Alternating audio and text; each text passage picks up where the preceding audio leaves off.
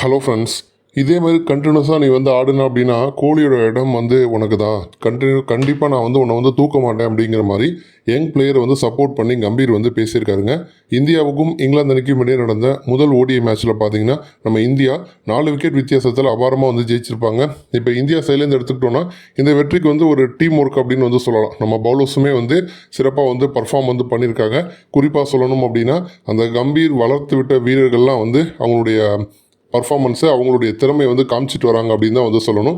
கம்பீர் வந்து பயிற்சியாளராக வந்த பிறகு அவர் வந்து ஐபிஎல்ல கேகேஆர் அணியில் வந்திருந்தார்.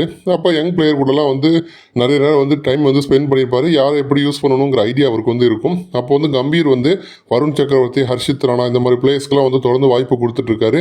ஒருபுறம் வந்து T20 ஃபார்மேட்டில் வருண் சக்கரவர்த்தி தவிர்க்க முடியாத ஒரு பிளேயராக இருந்து வந்துட்டுருக்காரு. அபாரமாக செயல்பட்டு வந்துட்டுருக்காரு. அவர் வந்து சூப்பராக ஆடுற காரணத்தினால தான் இப்போ சாம்பியன் ட்ராஃபியில் கூட அவர் வந்து ஒரு ரிசர்வ்டு பிளேயராக வந்து அணியில் வந்து வச்சிருக்காங்க. இன்னொரு புறம் வந்து ஹர்ஷித் ராணா, ஹர்ஷ்தீப் சிங் வந்து எக்ஸ்பீரியன்ஸான ஒரு பிளேயரு. இங்கிலாந்து மாதிரி ஒரு முக்கியமான அணிக்கு எதிராக தைரியமாக கம்பீர் பார்த்தீங்கன்னா ஹர்ஷ்தீப் சிங்கை உட்கார வச்சுட்டு ஹர்ஷித் ராணா வந்து உள்ளே கொண்டு வந்தார். ராணாவை பொறுத்த வரைக்கும் வந்து 7 ஓவர் போட்டிருப்பாரு, 53 ரன்னை வந்து விட்டு கொடுத்துருப்பாரு.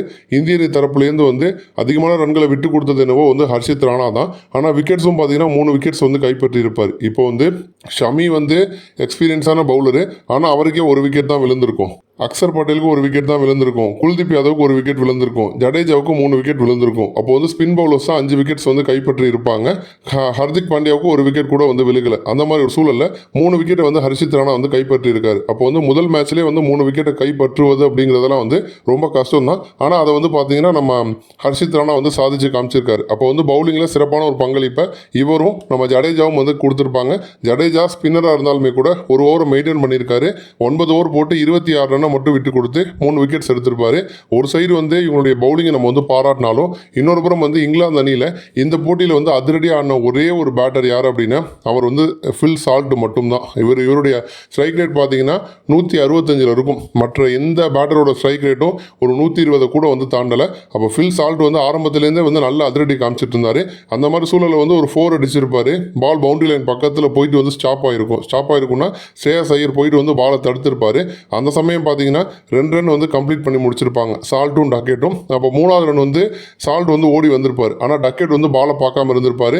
இதை கரெக்டாக கெஸ் பண்ண ஐயர் பார்த்தீங்கன்னா கீப்பரான ராகுல் கிட்ட த்ரோ பண்ணியிருப்பாரு. ராகுல் வந்து சால்ட்டை ரன் அவுட் ஆக்கியிருப்பார். அப்போ வந்து இந்த ஒரு ரன் அவுட் தான் மேட்ச்சில் வந்து திருப்பு முனையை அமைஞ்சது. ஏன்னா சால்ட் அவுட் ஆன அடுத்த ஓவர்லேயே டக்கெட்டும் வந்து அவுட் ஆனார். இவங்க 2 பேருடைய பார்ட்னர்ஷிப் மட்டும் இன்னொரு 10 ஓவர் நின்று இருந்துச்சு அப்படின்னா கண்டிப்பாக இங்கிலாந்து வந்து 350 ரன்களுக்கு மேலே வந்து போயிருப்பாங்க. அப்போ வந்து ஃபீல்டிங்லேயே வந்து ஸ்ரேயஸ் ஐயர் பார்த்தீங்கன்னா பயங்கரமாக செயல்பட்டுருக்காரு. இன்னொரு புறம் வந்து இந்தியா வந்து பேட் பிடிக்கும் போது பார்த்தீங்கன்னா கில்லு கூட சேர்ந்து ஸ்ரேயஸ் ஐயரும் வந்து அபாரமாக ஆடி அரை சதம் வந்து அடிச்சிருப்பாரு. அதுலேயும் வந்து கில்லெல்லாம் பார்த்தீங்கன்னா 90 ஸ்ட்ரைக் ரேட்டோட வந்து ஆடிருப்பாரு. நல்ல அதிரடியாக ஆடினது வந்து நம்ம ஸ்ரேயஸ் ஐயர் தான். 36 பந்தில் 59 ரன்கள், 9 4 2 6ன்னு பிரித்து மேய்ஞ்சிருப்பாரு. அப்போ தான் கம்பீர் பார்த்தீங்கன்னா ஆல்ரெடி வந்து கடந்த சீசனில் ஐயர் வந்து கேகேஆர் கேப்டனாக இருந்தார். இந்த சீசனில் தான் அவர் வேறு டீமுக்கு போயிட்டாரு.